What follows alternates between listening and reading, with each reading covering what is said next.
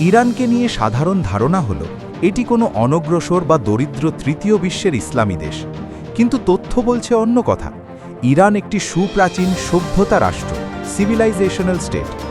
Ottoman সাম্রাজ্যের পতনের পর মধ্যপ্রাচ্যের অন্যান্য অনেক দেশ যেমন কাটা কম্পাস দিয়ে সরল রেখায় মানচিত্রে আঁকা হয়েছিল, ইরান তা নয়। এটি একটি জাতি হিসেবে অত্যন্ত সংহত এবং জাতীয়তাবাদে বিশ্বাসী। ইরানের সামাজিক সূচকগুলো ইউরোপের উন্নত দেশগুলোর সমতুল্য। এখানকার টোটাল ফার্টিলিটি রেট বা প্রজনন হার 1.6 থেকে 1.7-এর মধ্যে। তুলনা করলে দেখা যায় এটি ভারতের তামিলনাড়ু বা কেরলের মতো নিম্নগামী, যা প্রমাণ করে ইরানি সমাজ কতটা সচেতন ও পরিণত। অথচ এই উচ্চশিক্ষিত সমাজই আজ অস্তিত্বের সংকটে। ইরানি জনসমষ্টির প্রায় 98 থেকে 90% শিয়া এবং 10% সুন্নি। অন্যান্য সংখ্যালঘুদের বাহাই, ইহুদি, খ্রিস্টান অধিকাংশকেই দেশত্যাগে বাধ্য করা হয়েছে। বাহাই সম্প্রদায়ের একটি বড় অংশ আজ ভারতের দিল্লি এবং সংলগ্ন এলাকায় বাস করছে। আসল সংকট দানা বেঁধেছে তখন, যখন এই মেধাবী ও শিক্ষিত বিশাল জনগোষ্ঠীর জন্য কর্মসংস্থানের ব্যবস্থা করতে ব্যর্থ হয়েছে শাসক গোষ্ঠী। বর্তমানে উচ্চশিক্ষিত ইরানিদের 37% বেশি বেকার। একদিকে 9 কোটি জনসংখ্যা সমৃদ্ধ ইরানকে ধর্মতাত্ত্বিক আয়তল্লারা নিয়ন্ত্রণ করছেন, অন্যদিকে প্রবল এক গণতান্ত্রিক তাড়না তলা দিয়ে ফল্গু ধারার মতো কাজ করছে। ইরানের বর্তমান প্রশাসন যখন আকাশপথ ও জনপথ নিয়ন্ত্রণে ব্যর্থ হচ্ছে, তখন সাধারণ মানুষের সেই লুক্কায়িত আধুনিক সত্তা আজ নগ্ন হয়ে বিদ্রোহ ঘোষণা করেছে। এই লড়াই শুধু হিজাবের নয়, এটি একটি সফিস্টিকেটেড জনসংখ্যার হারানো মর্যাদা ফিরে পাওয়ার লড়াই। 2026 সালের শুরু থেকেই ইরানে চলছে অস্থিরতা। সরকারি পরিসংখ্যান মতে 2000 মানুষ মারা গেছেন, তবে আন্তর্জাতিক সংবাদ সংস্থা এবং অসমর্থিত সূত্রের দাবি এই সংখ্যা 5000 থেকে 6000 ছাড়িয়ে গেছে। আধুনিক যুগে কোনো দেশে প্রতিবাদের জেরে বিপুল মৃত্যু অভাবনীয়। ইরান কেবল একটি তেল সমৃদ্ধ থিওক্রেসি নয়। তথ্য বলছে ইরানের উচ্চশিক্ষার মান এতটাই উন্নত যে বিশ্বের প্রথম 500টি বিশ্ববিদ্যালয়ের তালিকায় কিউএস র্যাঙ্কিংসে ইরানের 2টি কারিগরি বিশ্ববিদ্যালয়, আমির কবির এবং Iran university of science and technology জায়গা করে নিয়েছে। উল্লেখ্য যে এই তালিকায় ভারতের একটিও বিশ্ববিদ্যালয় ঠাঁই পায়নি। ইরানের কর্মক্ষম জনগোষ্ঠীর 61%-ই ইউনিভার্সিটি ডিগ্রি রয়েছে, যা ভারতের শিক্ষিত হারের তুলনায় দ্বিগুণেরও বেশি। বিশেষত 15 থেকে 24 বছর বয়সের জনগোষ্ঠীর মধ্যে সাক্ষরতার হার 99%। অবাক করা তথ্য হল, এখানে পুরুষদের তুলনায় নারীরা বেশি শিক্ষিত। ইরানের বর্তমান অভ্যন্তরীণ শাসন ব্যবস্থাকে টিকিয়ে রাখার ক্ষেত্রে 2 প্রধান শক্তির ভূমিকা অনস্বীকার্য: রাশিয়া এবং চীন। ইরানের বর্তমানে নিরাপত্তা ও প্রতিরক্ষা সংক্রান্ত এক গভীর বন্ধন রয়েছে রাশিয়ার সঙ্গে। বিশেষ করে হাজার হাজার মাসাদ ড্রোন এবং অন্যান্য মিসাইল ইরান রাশিয়ায় পাঠিয়েছে, যা ইউক্রেনের উপর ক্রমাগত আঘাত হানতে ব্যবহার করা হচ্ছে। হাজার বলাটা আসলে এক প্রকার আন্ডারস্টেটমেন্ট। ইরানি ড্রোন 10,000-এর উপর ইউক্রেন যুদ্ধে সরবরাহ করা হচ্ছে। অন্যদিকে ইরানের প্রধান বাণিজ্য স্তম্ভ হল চীন। ইরানের তেলের রপ্তানি প্রায় সম্পূর্ণভাবে আন্তর্জাতিক নিষেধাজ্ঞার কবলে থাকলেও এর 90% তেলই পাড়ি দেয় চীনে। যেহেতু চীনা সরকার মার্কিন নিষেধাজ্ঞাকে পরোয়া করে না, তাই তারা এক প্রকার একক ক্রেতা হিসেবে এই তেলের বাজার ও দাম নিয়ন্ত্রণ করে। বাকি 10%-এর সামান্য অংশ কালোবাজারি হয়ে পাকিস্তানে পাচার হয় অথবা আন্তর্জাতিক শ্যাডো ট্যাঙ্কারে লুকিয়ে বিক্রি করা হয়। রাশিয়ার সামরিক প্রযুক্তি এবং চীনের অর্থনৈতিক সহযোগিতা সত্ত্বেও ইরান সরকার সাম্প্রতিক ইন্টারনেটের উপর যে ব্যাপক বিধিনিষেধ এবং স্টারলিংক টার্মিনালগুলো জ্যাম করার ক্ষমতা প্রদর্শন করেছে, তা এই 2 বৃহৎ শক্তির কারিগরি সাহায্য ছাড়া সম্ভব ছিল না। যে ভারতে যদি ইনফ্লেশন বা মুদ্রাস্ফীতি ডাবল ডিজিটে বা 10%-এর বেশি পৌঁছায়, তাহলে সেই সরকারের পতন নিশ্চিত। ইউপিএ সরকারের হারের উদাহরণ টেনে বলা হয়েছে যে সামান্য মুদ্রাস্ফীতির কারণে 2014 সালে ক্ষমতার বড় বদল হয়েছিল, কিন্তু বর্তমানে ইরানে মুদ্রাস্ফীতির হার অবিশ্বাস্যভাবে 50%-এরও উপর। খাদ্য এবং অন্যান্য নিত্য প্রয়োজনীয় পণ্যের আকাশচুম্বী মূল্যের কারণে সাধারণ মানুষ আজ রাস্তায় নামতে বাধ্য হয়েছে। ইরানের ইকোনমিক গ্রোথ বা অর্থনৈতিক প্রবৃদ্ধি 2023 সালে ছিল 5.3%, যা বর্তমান অস্থিরতার ফলে ধূলিসাৎ হতে বসেছে। 2023 সালের 7 অক্টোবর হামাস ইসরায়েল যুদ্ধের পর এই সংকটের গভীরতা বহুগুণ বেড়ে গেছে, কারণ ইরান এই প্রক্সি যুদ্ধের সরাসরি মদতদাতা হিসেবে কোণঠাসা হয়ে পড়েছে। ইরানের জাতীয় মুদ্রা রিয়ালের পতন একটি চূড়ান্ত ন্যাক্কারজনক অবস্থায় পৌঁছেছে। ১৯৭৯ সালে মার্কিন ডলারের বিনিময় হার ছিল মাত্র ৭০ রিয়াল, আর ২০২৬-এর শুরুতে সেই $1 মান গিয়ে দাঁড়িয়েছে ১.৪৭ মিলিয়নে, বা কেউ যদি বর্তমানে $100 বেতন পান তাহলে সেটি কোটি কোটি রিয়ালের সমান। অবস্থা এমন জায়গায় পৌঁছেছে যে সামান্য এক টুকরো পাউরুটি কেনার জন্য হয়তো হাতগাড়ি করে টাকা নিয়ে যেতে হচ্ছে। এই চরম মূল্য হ্রাসের ফলে প্রথম এবং সবচেয়ে জোরালো বিদ্রোহটি এসেছে ইরানের প্রাচীন বণিক বা ব্যবসায়ী শ্রেণীর, যাদের বাজারি বলা হয়। রিয়ালের মান প্রতিদিন কমে যাওয়ায় তারা পণ্য বিক্রি করা বন্ধ করে দিয়েছেন, কারণ আজ তারা যে লাভে পণ্যটি বিক্রি করছেন, কাল মুদ্রার মান কমে যাওয়ায় সেই মুনাফা দিয়েই সমপরিমাণ পণ্য তারা নতুন করে পাইকারি দরে কিনতে পারছেন না। অর্থাৎ মুদ্রার অনিশ্চয়তার কারণে ব্যবসার অস্তিত্বই আজ সংকটে। ইরানকে বুঝতে হলে দেশটির দীর্ঘস্থায়ী স্বৈরশাসনের ইতিহাস বুঝতে হবে। ১৯৫০-এর দশকে যখন অ্যাংলো আমেরিকান মদতে শাহ ক্ষমতা দখল করেন, তখন থেকেই ইরানে এক দমনমূলক শাসন ব্যবস্থার শিকড় গেড়েছিল। তার অত্যন্ত নৃশংস গুপ্তচর পুলিশ বাহিনী সাভাক এর নিপীড়নের ফলশ্রুতি ১৯৭৯ সালে জনগণের মরণপণ আন্দোলনে শাহ উৎখাত হন। মানুষ ভেবেছিল গণতন্ত্র আসবে, কিন্তু নির্বাসন থেকে ফেরা ইমাম খোমেনি এক নতুন এবং আরও কঠিন ধর্মীয় একনায়কতন্ত্রের ভিত্তি স্থাপন করেন। অবাক করার মতো বিষয় হল, যারা খুমেনির প্রত্যাবর্তনে কাঁধে কাঁধ মিলিয়ে লড়াই করেছিল, সেই বামপন্থী এবং সংস্কারবাদী দলগুলোকে খুমেনি ক্ষমতার প্রথম দিকেই অত্যন্ত নির্মমভাবে শেষ করে দেন। বর্তমানে ক্ষমতায় রয়েছেন আয়াতুল্লাহ আলী খামেনেই। তিনি গত ৩৭ বছর ধরে দেশ শাসন করছেন, যা তাকে বর্তমান বিশ্বের ইতিহাসে দীর্ঘতম সময় ক্ষমতায় থাকা ডিক্টেটরদের তালিকায় শীর্ষে এনে দিয়েছে। বর্তমানে ৮৬ বছর বয়সী এই নেতার কোনো সুনির্দিষ্ট উত্তরসূরি নেই, তবে নেপথ্যে ক্ষমতার নাটাই ঘুরছে তার পুত্র মুজতাবা খামেনেইর হাতে, যিনি কিনা ইসলামিক রেভলিউশনারি গার্ড কর্পস এবং বিশেষ করে নীতি পুলিশ বা বাসিজের কার্যক্রম নিয়ন্ত্রণ করেন। ইরান অত্যন্ত নিবিড়ভাবে নগর কেন্দ্রিক বা আরবানাইজড একটি দেশ। রাজধানী তেহরানের মোট জনসংখ্যা ১ কোটির বেশি, যা সমগ্র দেশের জনসংখ্যার ১০%-এরও বেশি। যদি শহরতলি এলাকা যুক্ত করা হয় তবে এই সংখ্যাটি আকাশচুম্বী। তেহরান ছাড়াও মাশহাদ 3.5 million, Isfahan 2.36 million, Tabriz 1.8 million এবং শিরাসের মতো শহরগুলো ইরানি অর্থনীতির প্রাণকেন্দ্র।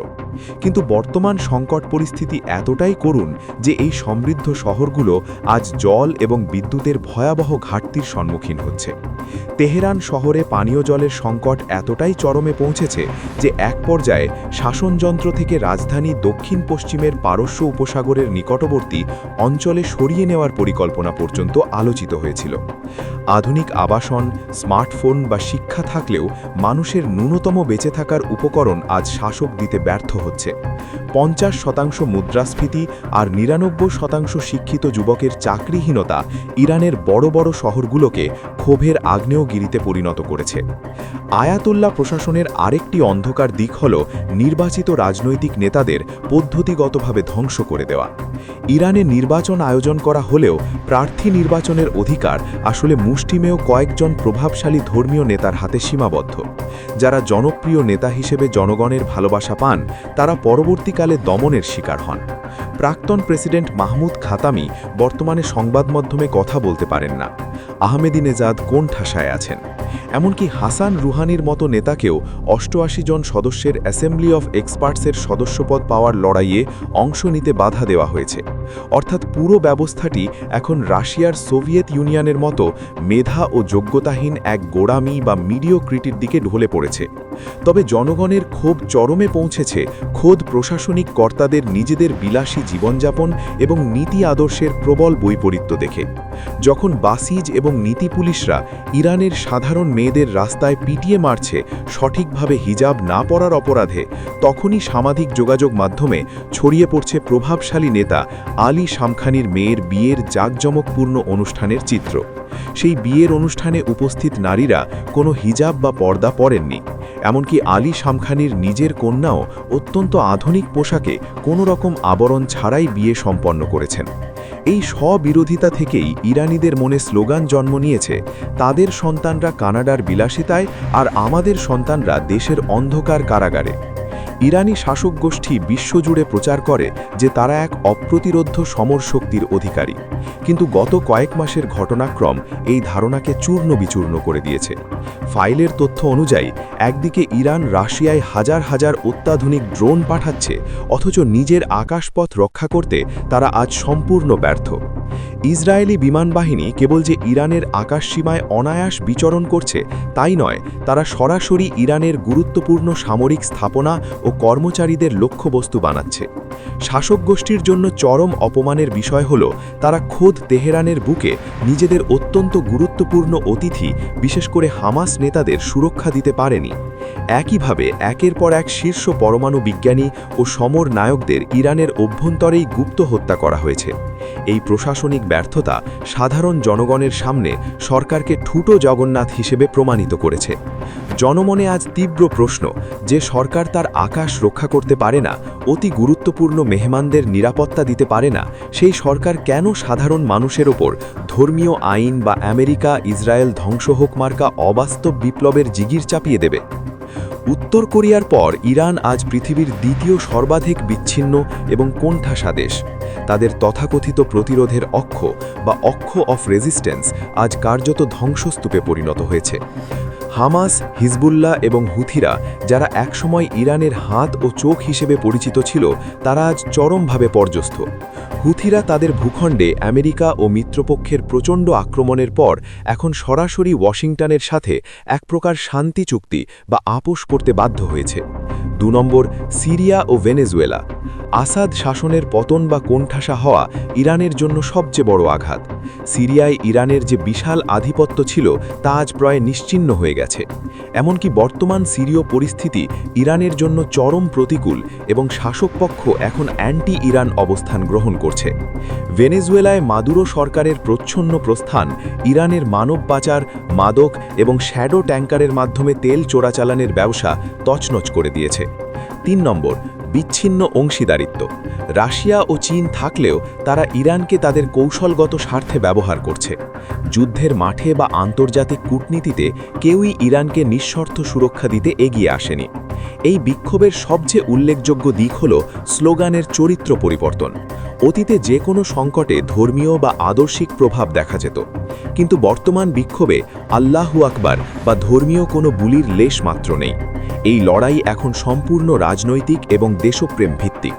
৯০ কোটি মানুষের এক সুসংহত জনগোষ্ঠী এখন মনে করছে তাদের অর্জিত সম্পদ এবং ঘাম লেবানন বা গাজার প্রক্সি যুদ্ধে ঢেলে আয়াতুল্লাহরা আসলে দেশকে দেউলিয়া করেছে।